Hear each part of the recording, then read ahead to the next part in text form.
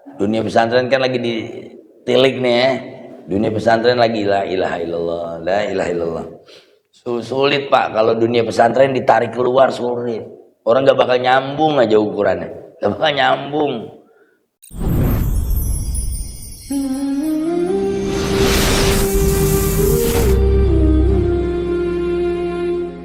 Bismillahirrahmanirrahim. Assalamualaikum warahmatullahi wabarakatuh. Alhamdulillah wassalatu wassalamu ala rasulillah wa ala alihi wa sahbihi wa mawala. La hawla wa la quwata illa billah.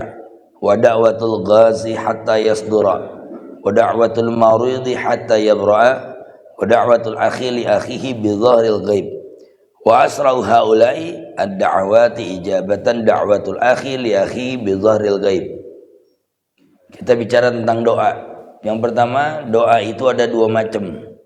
Kalau tentang masalah mustajab, doa ada dua macam. Doa yang dinukil dari Al-Quran, hukumnya wajib dijawab, bacanya dapat pahala. Robbana atina, Robbana zolamna, Robbana taqobbal. Orang Betawi makanya suka main Robbana, karena bacanya Robbana mulu. Robbana ya. Jadi doa yang dinukil dari Al-Quran hukumnya dua. Dia wajib dijawab Allah. Kemudian yang kedua dapat pahala baca Quran. Sehingga imam-imam mesti baca tuh Robbana Robbana. Sebagai faedah dia baca Al-Quran. Andai pun kita bacanya barangkali main-main itu masih dapat. Seperti ada lagu tuh Rabbana atina fid dunya hasanah, itu kan dibacakan sama wali band. Katakan dia lagi ngeband, dia lagi baca Quran itu. Sesungguhnya yang penting tidak merubah harokatnya. Kan itu Rabbana, naknya yang dipanjangin kan. Matnya mad asli. Rabbana atina sesuai. Jadi memang walaupun dinyanyiin, dilanggamin, tetap kalau dari Al-Quran dia hukumnya sama kayak baca Quran. Persoalannya dia ngeband, di depannya ada perempuan kagak bener umpama pakaiannya sambil baca Quran Robbana.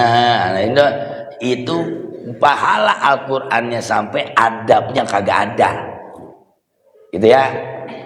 Kayak Muhammadun gitu ya. Kemudian yang mohon maaf pada joget-joget tuh ya, sholawatnya sampai tapi adabnya nggak ada. Ini sekarang banyak yang mengemas sholawat demi agar orang berkesan, pakai hadrohnya macem-macem ya, pakai gayanya macem-macem. Di Jawa itu ada istilah gus-gusan ya, gus anu. Itu kalau sekali sholawatan 3.000 orang Pak, bagus. Tapi adabnya gitu, masa sambil joget-joget, masa sambil la haula wala quwata illa billah ya. Ini yang kudu dibenerin itu. Sehingga sekarang dunia pesantren kan lagi ditilik nih ya. Dunia pesantren lagi la ilaha illallah, la ilaha illallah. Sulit Pak, kalau dunia pesantren ditarik keluar sulit. Orang gak bakal nyambung aja ukurannya, gak bakal nyambung. Jangankan sama kiai, mobil kiai aja kita ya, mobil kiai tuh dunia pesantren tuh. Saya berkesempatan cium tangan Habib Umar itu yang viral kemarin di Instagram saya. 2 jam saya nungguin dari jam 2 malam di belakang mobil ketua KPK demi pengen salaman sama Habib Umar. Nungguin itikaf di belakang mobil Habib Umar. Sekarang kan dunia pesantren lagi kiai mobil mewah, santrinya susah. Dia nggak tahu tuh kemarin Habib Umar naik Velfire itu punya ketua KPK. Kemudian ada satu menteri yang ngirim lagi mobil. Jadi begini Pak, saking berebut karena saya ikut pengawalan. Saking berebut kata Abi Ahmad Al-Haddar tuh, yang biasa ngikutin dia suaminya Ustaz Zalimah. Bib, ana boleh ikut? Boleh. Saya ikut pengawalan di belakang gitu. Itu ada mobil ketua KPK Pak, berebut sama menteri apa gitu. Maksudnya apa? Sekarang berangkat ke Istiqlal pakai mobil ketua KPK, nanti pulangnya pakai Lexus menteri ini. Gantian Habib Umar tuh. Jadi kalau udah Habib mewah, punya orang, punya murid itu mah. Nah kalau saya kemudian dianterin pakai Lexus, kayak besok saya di Kejaksaan Agung, Kemis, apa itu punya saya? Kan orang ngelihatnya, wah duit madrasah itu. duit yayasan itu, la haula wala quwata. Nggak ketemu dunia pesantren ditarik keluar, nggak bisa. Makanya anak-anak pesantren jangan so entertainment, nggak ketemu. Saya kan di Trans TV di Islam itu Indah, baru kemarin kita meeting tentang ini gitu. Ustadz Maulana, Madudi Erlino, rombongan kita dah. Maksudnya gimana naikin rating setelah kita dijatuhkan gitu. Hanya karena narasi pesantren begini. Sementara corak nasional Indonesia Nusantara adalah pesantren. Coba lihat ciri-ciri negara kita. Setiap ada kantor pemerintahan pasti ada masjid. Coba lihat. Masjid Agung Surakarta pasti ada kantor pemerintahan. Masjid Agung Semarang dekat kantor pemerintahan. Bekasi ada Masjid Agung Al-Barkah. Jakarta ada Monumen Nasional, sampingnya Istiqlal. Jadi artinya negara pemerintahan akan terus berhadapan dengan, karena ini agama religi, negara religi. Ini memang Nusantara, bukan negara Islam, tapi ini adalah mayoritas orang Islam. Pemerintahan kita pasti bertautan dengan masjid. Cari di semua pemerintahan kita yang nggak punya masjid agungnya. Pasti kalau ada kantor pemerintahan ada masjid agung. Karena dulu ada pemerintahan Demak Bintoro, ada masjid agung Demak. Ada Raden Ngampel Denta, ada Sunan Ampel dengan masjid Ampel sampai sekarang. Ada Sunan Bonang, Bociham kalau nggak salah dipanggilnya. Kemudian ada masjid agung Sunan Bonang, mesti begitu. Sehingga nggak usah tarik dunia pesantren keluar, nggak ketemu. Orang nggak ngerti berkah gitu. Orang nggak ngerti, dianggapnya feodal ya. Kalau saya bantuin ngecor, kemarin saya ngecor pesantren saya. Yang saya ambil bukan santri, warga RW 05. Itu ratusan orang berangkat ke Jonggol, saya nggak biayain. Yang preman, yang murid, yang orang biasa, RW, RT, berangkat semua. Saya punya videonya. Apa itu feodal? Apa itu cara saya untuk membuat orang jadi seperti budak? Nauzubillah min dzalik. Nah, ini dunia pesantren sekali lagi nggak bisa ditarik keluar. Dia punya ciri, dia punya hierarki yang orang nggak paham. Bagaimana cium tangan bisa jadi gampang ngapal nahu? Bagaimana pengabdian sama guru bisa jadi gampang nazom, bisa jadi gampang fikih. Bagaimana asarus solihin, bekas-bekas orang soleh. Dulu Ustazah Halimah Ali Idrus itu Pak, itu melayani rumah Mbak Maimun Zubair. Itu dikatakan beliau sendiri itu yang ngomong, saya dulu waktu di Sarang Rembang, kalau Mbah Mun masuk ke kamar, tamunya pergi, bekas-bekas minumnya saya minum. Pengakuan Ustazah Halimah tuh, yang kalau dia udah bikin acara Istora Senayan goyang gedungnya Pak. Saya kan ngajar tuh di GBK Albina. Ustadz Sarul Munir yang megang Istora geleng kalau Ustadz Halimah. Target 6.000 yang datang 30.000. La haula wala quwata illa billah. Hadirin dirahmati Allah, sekali lagi dunia pesantren gak bisa diambil di dunia luar. Dia mesti punya tradisi yang subhanallah. Lagi pesantren itu dimulai dari mana? Tuh Abu Hurairah rombongannya. Abu Hurairah, kemudian Ubay bin Ka'ab, Abdullah bin Mas'ud, Abdullah bin Abbas, ada 5 orang ahli sufa yang nggak boleh ikut sama Nabi Muhammad. Ayatnya, falaula nafara min kulli firqatin minhum ta'ifatul liyatafaqahu fiddin. Seyogianya ada sebagian kalian, jangan semuanya, ada yang ngaji. Makanya ada ribat Rasulillah. Apa tuh ribat Rasulullah? Tempat nongkrongnya ulama-ulama cetakan Rasulullah SAW. Di situ ada nongkrong Abu Hurairah. Di situ nongkrong para sahabat-sahabat. Namanya ribat Rasulillah. Sekarang di mana? Di belakang Masjid Nabawi, ya, di belakang kotak Masjid Nabawi ada undakan sekitar segini nih. Nah itu kotak. Nah itu adalah ribat Rasulillah. Itu adalah pondok pesantrennya Rasulillah. Kalau antum haji atau umroh, cari-cari Pak. Ya, oh ini ribat Rasulullah, ini tiang Aisyah, ini dulu bersandarnya Rasulullah SAW.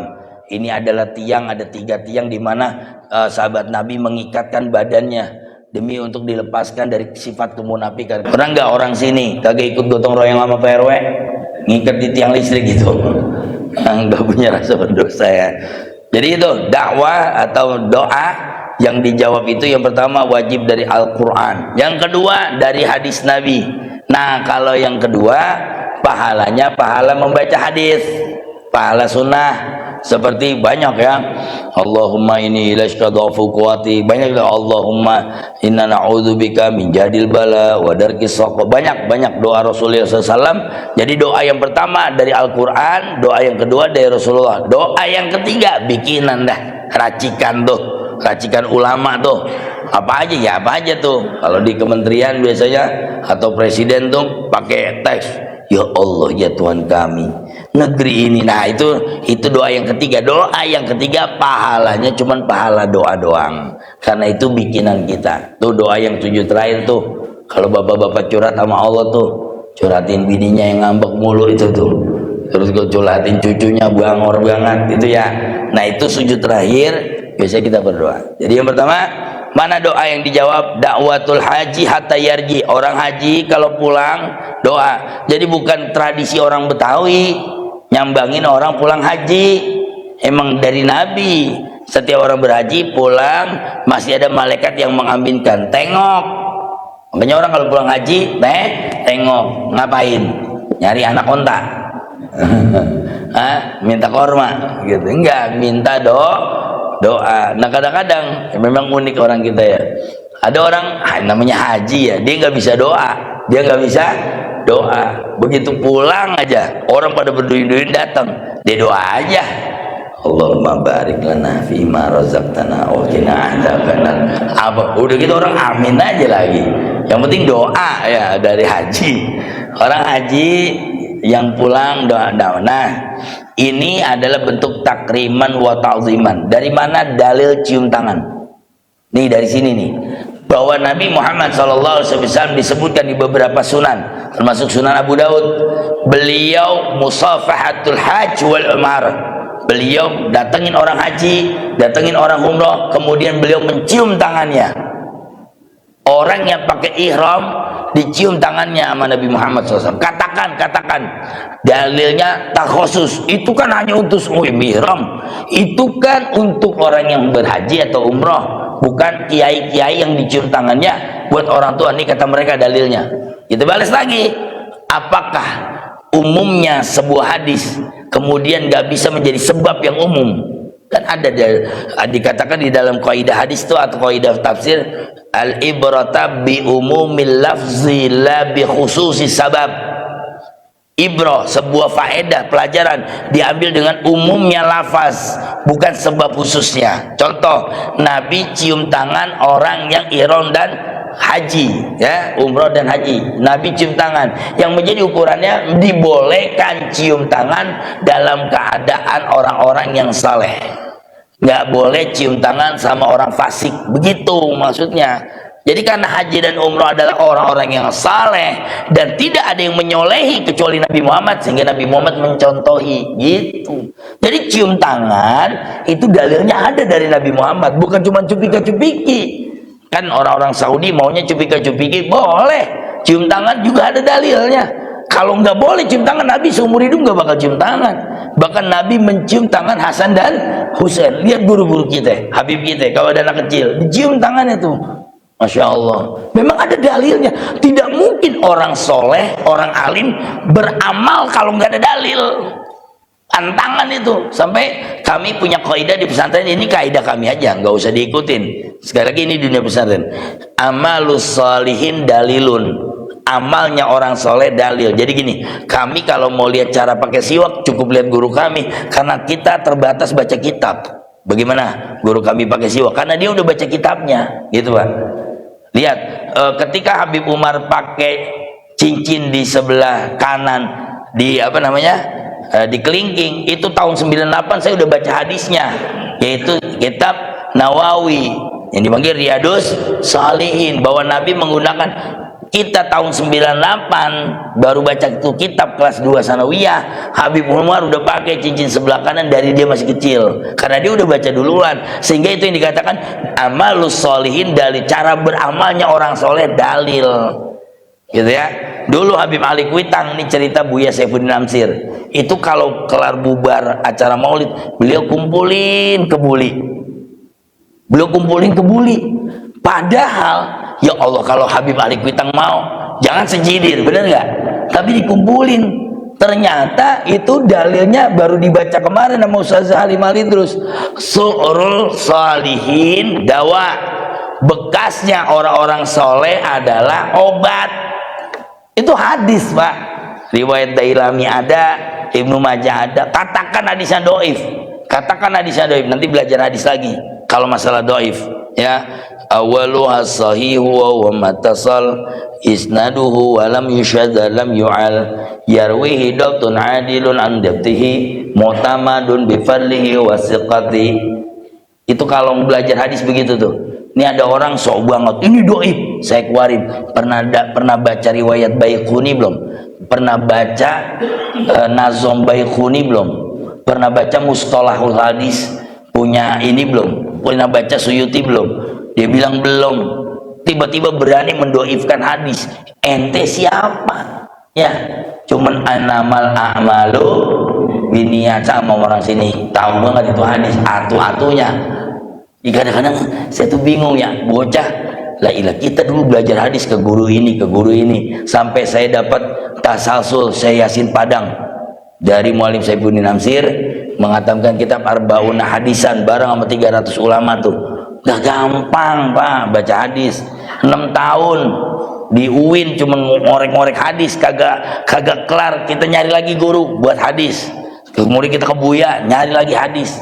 Maksudnya apa? Hadis doif itu ada 15 tingkatan. Dan hadis doif masih bisa diterima kalau dia sejalan dengan syariat.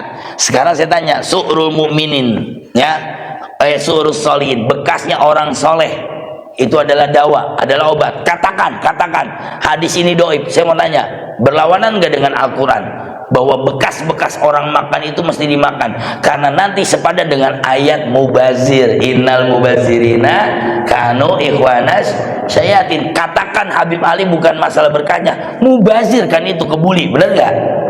Kalau di sini kebuli suka nyisa nggak? Alhamdulillah. Makanya kalau maulid laporin sekalian Pak. Kadang-kadang panitia ya Allah itu kebuli kandas banget, tipis banget. Begitu begini udah bawahan aja, kebangetan tipis kita ya. Kebuli kurang tapi gembelin.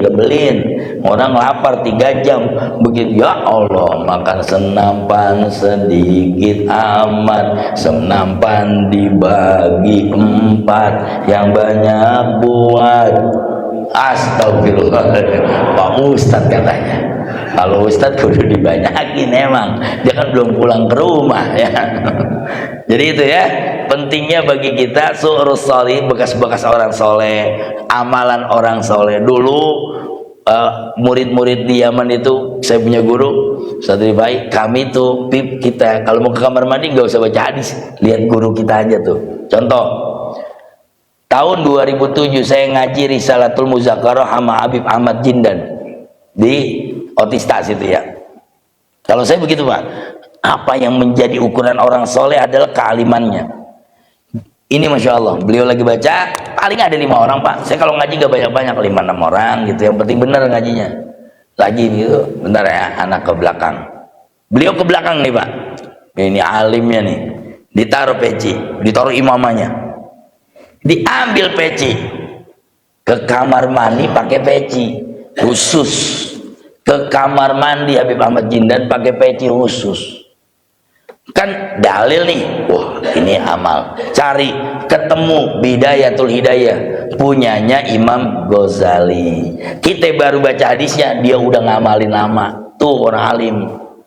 Oh, ternyata dalam riwayat, jangan kau masuk ke dalam kamar mandi dalam keadaan kepalamu terbuka. Setidaknya ada itu gotok penutup kepala. Makanya ada peci khusus ke kamar mandi. Kenapa nggak pakai imamah? Ya peci buat ibadah, jangan buat ke kamar mandi. Pantas di sini ada peci dipakai. Masya Allah, ini orang alim. Ya, makanya orang dulu lihat kepalanya nggak pernah pelontos. Pasti kalau ke jamban kepalanya ditutup. Mungkin itu cara tradisi orang dulu kalau ke jamban, tapi itu adalah sunnah menutup kepala. Setidaknya pakai gayung atau pakai tangan begini. Tuh.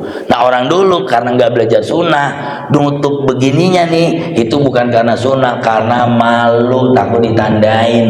Tahu sendiri jamban orang dulu, kelihatan nggak yang buang air? kemudian makanya ditutupin.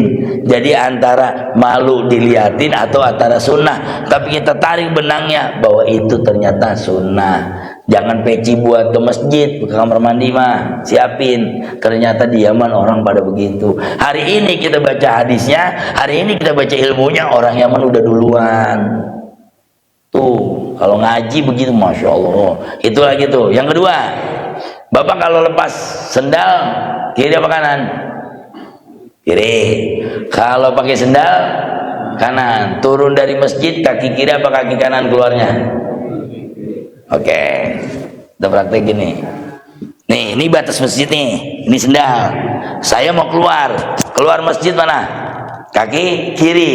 Keluar dari masjid, kaki kiri.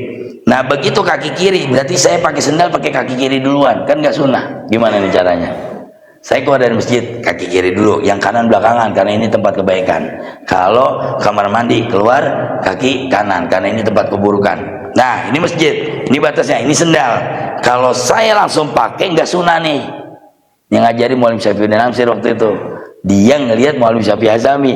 Muallim Syafi'i Azami yang lihat Habib Ali Bungur. Nih, kata dia, injek dulu sendalnya, injek dulu, jangan dipakai. Jadi keluar kaki kiri nih, injek sendalnya, pakai kaki kanan, baru kaki kiri. Sampai begitu, Pak. Lah kita mah mana tahu tuh sendal, bener nggak? Sampai begitu, Pak. Saya nyoba. Sekedar keluar begini, ya ilah ribetnya. Emang ribet bagi setan mah itu tapi bagi orang saleh emang kerjaannya injek dulu, Pak. Kalau kira-kira antum nggak tahu mana yang kanan yang kiri, injek dua-duanya dulu baru bismillah kanan. Masya Allah. Ini kan kadang-kadang loh, sekarang bagaimana mau begitu Ustadz? Kanan di sono, kiri di sini. Nyari dulu, malah kiri udah dipakai. Salah satu bentuk kata Nabi kalau pakai sendal, kalau kau cuma dapati satu sendal, buang dua-duanya. Karena setan paling demen ngelihat orang pakai sendal satu. Makanya kalau habis maulid, habis dari masjid sendal cuma satu, buang aja udah. Ini yang satu kagak ada, ini masih dicari, tiplak. Nah, keluar dari masjid, cara jalan kita kayak setan tuh begitu. Ya Allah, ya Rabb. Summa wada'watul marid hatta yabra'a. Doanya orang yang sakit sampai dia sembuh. Jadi kalau kita nengok orang sakit, yang doa siapa sebetulnya? Yang sakit, bukan yang sehat. Kan kalau yang sakit, ya Allah, Ji, doain gua Ji. Sebaliknya, ente doain aneh. Gitu. Ente doain aneh. Yang benar begitu. Yang sehat bawa-bawaan, yang sakit mendoakan. Apa lu rasa, Ji? Ya Allah, lidah udah kagak berasa apa-apa ini. Ya kan? Enggak, ini sakit apa yang lu rasa? Kagak ada kuan, orang lu kagak bawa apa-apaan. Kagak nih gua rasa-rasa. Kagak ada yang gua rasa-rasa ini. Kagak nenteng apa-apaan. Kita ya curang, kita orang lagi sehat nggak ditentengin. Giliran sakit, orang sakit apa itu nggak enak, Pak. Walau anggur, jeruk apa ditentengin. Giliran sehat, bolo-bolo anggur. Ya Allah, itu kadang-kadang kita suka begitu ya. Jadi orang yang sakit, tengok, sakit ada dua macam. Ada sakit yang parah. Iza tamannaina ahadukum, kata Nabi, la yatamannaina ahadukum bil mauti yadurubih. Jangan kalian minta mati, nggak boleh. Minta mati, ya Allah gue mati aja, nggak boleh. Ada doa dari Nabi, Allahumma in kana hayatun khairun lahu fa ahyaitahu wa in kana mautu khairun lahu fa amithu. Ya Allah, kalau kebaikan baik buat dia hidup, maka hidupkanlah sesempurnanya. Kalau memang dia ini udah nggak sanggup untuk hidup dan kematian lebih baik, maka matikan dia. Kalau bahasanya kita ini begini, ya Rob, kalau emang baik dia hidup baik, kalau dia udah nggak bisa hidup lagi, hanya menanggung beban, sakitnya udah bertahun-tahun, maka matikan dia. Jadi ada doa dari Nabi, Allahumma in kana hayatun khairun lahu fa ahyait. Ya Allah, kalau memang dia lebih baik hidup, bisa sehat, jadikan dia. Nah, ini doa kalau udah sakaratul maut, yang udah di ICU, yang udah, nah itu dia. Kita doanya begitu. Kalau bahasa Indonesia, ya Allah, ambil jalan terbaik. Kalau memang sehat-sehat, kalau memang meninggal. Nah, keluarga mesti begitu. Keluarga mesti ikhlas begitu. Saya kalau dipanggil sama orang, emang kalau jadi ustadz harus multi talent ya Pak. Saya nih, orang mati ke saya, orang bunting Pak ke saya. Assalamualaikum, Tat punya air kagak? Lalu kagak masak, pakai minta air sama gua. Itu katanya kagak brojol-brojol. Emang jadi ustadz harus bisa apa aja. Ya Allah, begitu turun di masyarakat, iya ya, kudu bisa apa aja. Akhirnya air cuman Fatihah doang Pak. Bismillah dah kita. Biiznillah dengan izin Allah, yasir wala tu'asir. Allahumma akhrij min baiti ummi. Ya Allah, mimbar dikeluarkan dengan perut dari ibunya, kama yakhruju Yunus min nun. Sebagaimana ikan Yunus keluar, Nabi Yunus keluar dari ikan nun. Baca la ilaha illa anta subhanaka inni kuntu minaz zalimin. Gitu Pak, kalau Bapak punya cucu mau lahiran berat, baca doa Nabi Yunus sebagaimana dikeluarkan dari perut ikan nun. Nah, itu air saya kasih, semua orang bunting sekarang ke rumah Pak. La ilaha illallah. Kan main. Akhirnya saya tutup apa namanya? Saya tutup praktek. Jam praktek saya habis maghrib udah nggak bisa sekarang. Jadi yang bunting Johor bisa nemuin saya. Kalau yang bunting habis maghrib nggak bisa. La ilaha illallah. Emang kalau jadi ustadz kudu begitu. Ya, orang percaya kan. Lagi kita bukan jualan air atau kita kasih tahu, nih air aneh Al-Fatihah, nih air aneh doa, bukan musyrik. Ente percayailah Al-Fatihahnya. Kan di depan dia, enggak yang suara ngas lain siung ngawin kamang, namun mau siang kaing. Saya pernah dapat ajian dari dukun Pak di Sukabumi. Nih Pak Ustadz, kalau mau dapat perempuan teh janda teh katanya, si warangas lain aing sen ka maung, lamun maung sieun ka aing, diginiin, dijejuk 3 kali katanya janda ngikut. Atau paling enggak katanya nanti perempuan ngeliatin, iya ngeliatin orang gila gini. La ilaha illallah. Ada aja orang Sukabumi. Orang Jampang Surade tuh, yang Jampang Tengah sebelah sono tuh. Masya Allah. Ala kulihal, orang yang sakit begitu doanya. Ini nggak boleh buat sakit meriang. Meriang dibaca lagi nih. Ya Allah, kalau emang hidup baik buat dia lah, orang cuma meriang doang. Itu yang udah ngap-ngapan, yang udah jantungnya, yang udah apa. Jadi minta kepastian dari Allah boleh. Jadi agar Allah memberikan ya, alaihissallahu bi ahkamil hakimin. Allah segera menghukumkan. Ini hidup apa kagak nih orang gitu. Ya. Summa wadawatul akhi li akhi bizaril ghaib. Yang selanjutnya adalah doanya seorang saudara kepada saudara yang lain. Nah, dari 4 tadi, haji, perang, sakit, doa sesama saudara. Paham ini? Apa kata Nabi, riwayat Imam Dailami? Wa asra'u haula'i da'wat. Di antara 4 ini, ya, haji, perang, sakit, sama kita sesama kita mendoakan saudara dengan. Kata Nabi Muhammad, yang paling cepat doanya nyampe itu adalah yang keempat, doa saudara yang mendoakan saudaranya. Masya Allah. Dari yang ini predikat paling tinggi adalah dakwati akha li akhi, dakwanya saudara untuk saudaranya. Makanya diantara kita barakallahu fiik, sehat, itu doa itu namanya. Aminkan setiap doa, baikkah atau burukkah. Loh kok Ustaz kalau gitu, mohon maaf, dasar, mohon maaf ya pakai bahasa keras misalnya, dasar mampus, aminin. Kenapa amin? Amin untuk diganti kejelekannya menjadi kebaikan gitu.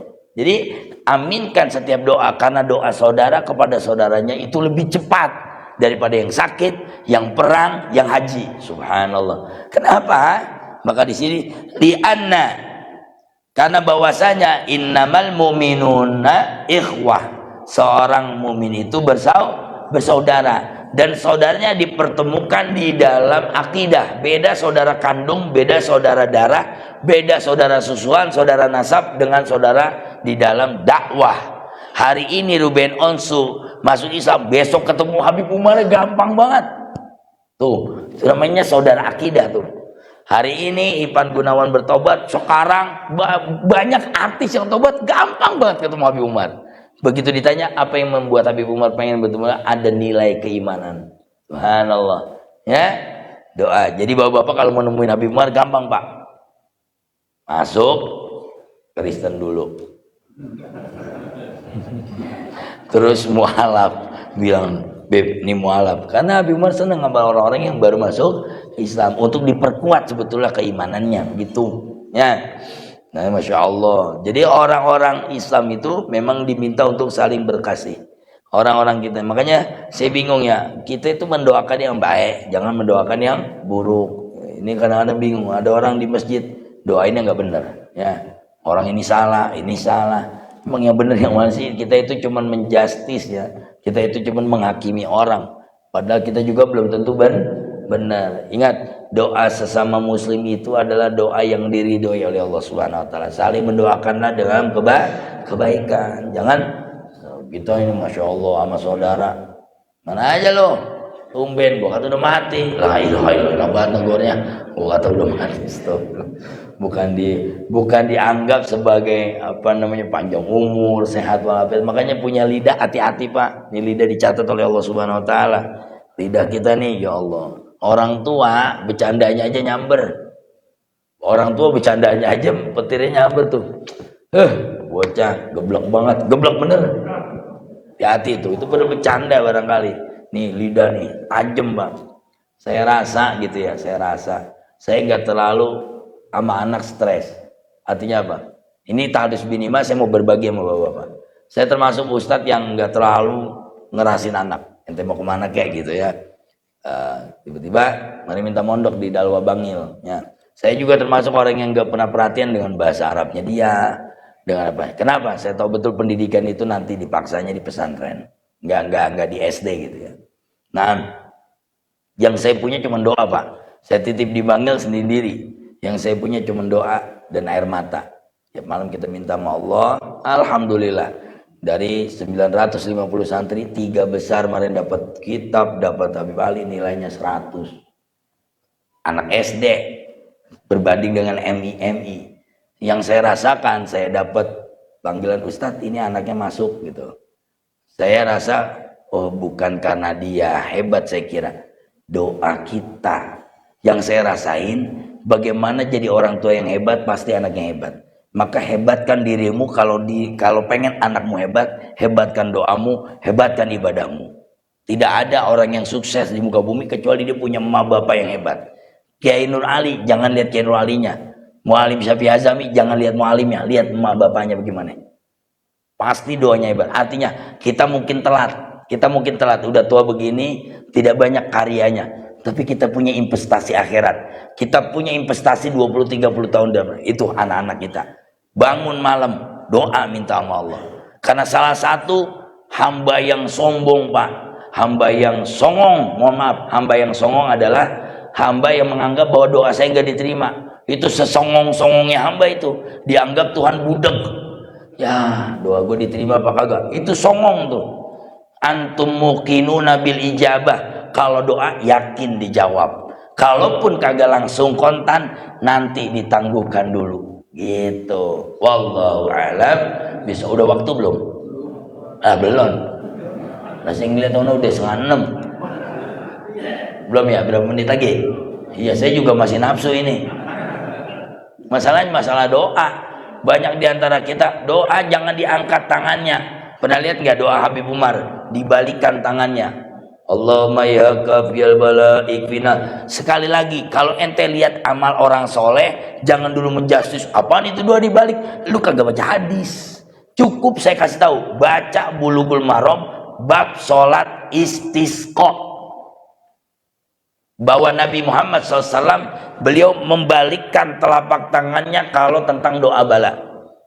Allahumma ya kafiyal bala ikfinal bala. Nabi yang memutar, sehingga disebut oleh Imam Ibnu Hajar Al-Asqalani di dalam Fathul Bari, juga Ibnu Hajar Al-Haisami di dalam fikih Syafi'i. Beliau yang punya otoritas fikih Syafi'i. Dibilang apa?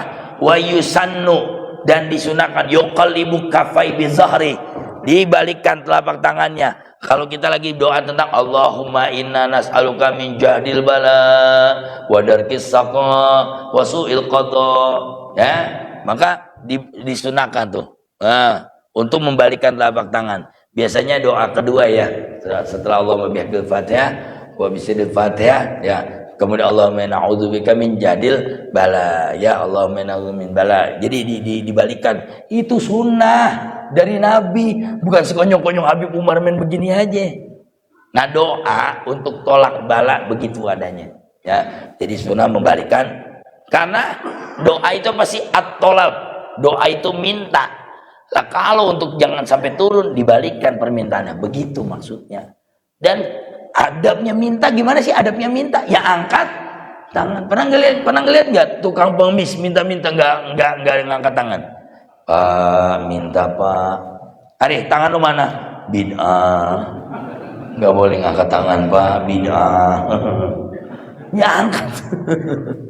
Minta, namanya minta sama Allah. Sampai dalam sholat istisqa Nabi Muhammad angkat tangannya sampai kelihatan bagian putih daripada lengan beliau. Makanya kalau dari ya Rob, nah sekarang begini, biasa orang-orang mereka tuh kalau ngomong letterlock, itu kan hanya khusus di istisqa, itu kan hanya khusus. Lihat sebabnya, ternyata rumah udah mulai pada rubuh. Mohon maaf, ibu-ibu yang keluar dari air susunya udah darah, binatang udah pada mati. Berarti yushad itu sangat ditekankan bahwa doa itu terjadi. Sama, ya Allah angkat bala bencana, ya udah angkat, karena memang sudah bala bencana ini gitu. Angkat tangan boleh aja, ya Allah boleh. Ada dalilnya tuh bahwa Nabi sholat istisqa pernah mengangkat tangan. Baca aja Bulughul Maram, gak usah yang gede-gede kitab. Terjemahinnya ada lewat Ibanatul Ahkam atau Subulus Salam, punyanya Imam Son'ani. Baca tuh, baru kita tahu, oh ini dalilnya. Bapak-bapak talqin mayat tahu dalilnya Bulughul Maram. Bulughul Maram bahwa Nabi SAW beliau kalau selesai menguburkan berdiri di sekitar kuburan. Kemudian sekarang yang mintakan ampun kepada mayit silakan. Itu kan talqin mayit. Semua diri dulu, makanya sunnah Pak, sunnah. Kalau habis nguburin jangan pada duduk, diri dulu. Begitu adabnya diri. Bahkan Rasulullah berdoanya di atas kuburnya diri, gitu ya. Kalau kita kan ya orang nguburin, yang ini ngerokok, yang orang ngopi, yang ini lagi motesin pohon aja, la ilaha illallah. Kagak urus orang kita mah. La ilaha illallah. Udah kali ya? Nah, udah ada Al-Fatihah. Auzubillahi minasyaitonir rajim. Bismillahirrahmanirrahim.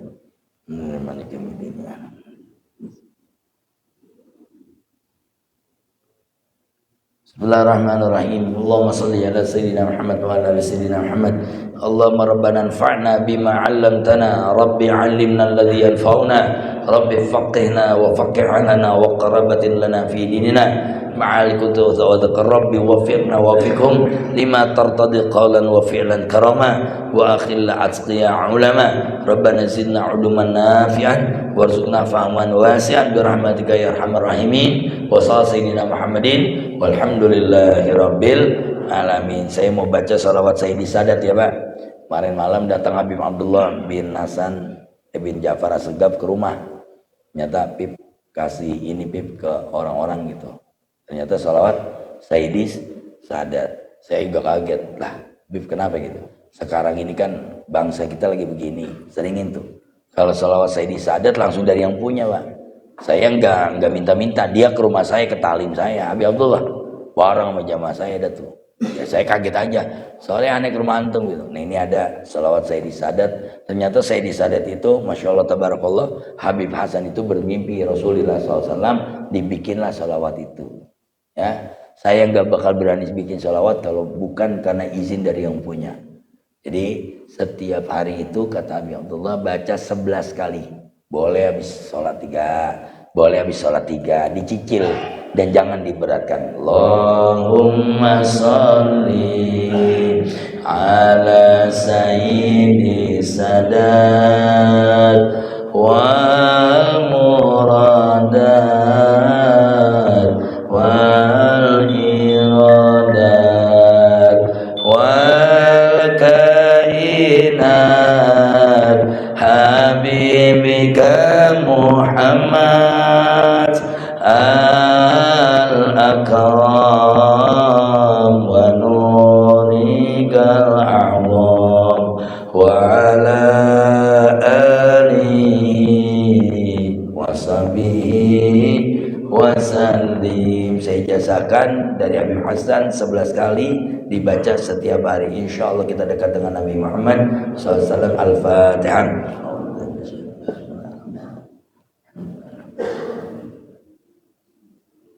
Wassalamualaikum warahmatullahi wabarakatuh.